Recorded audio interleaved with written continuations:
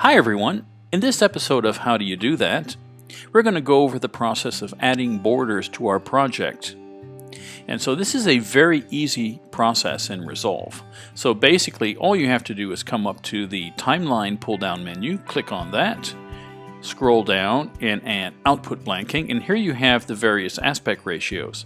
So for example, in this case I'm going to do a 2.39 borders in the picture. And there we have it. Now if I wanted to, I could also vary the border size.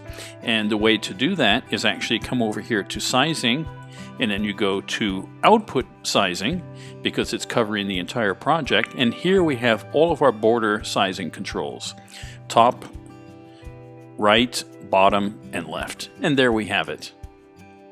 Okay, so for more tips and tricks like this, have a look at the other videos on our website, and don't forget to look in the comments below about more information about Resolve training. Thanks and have a great day.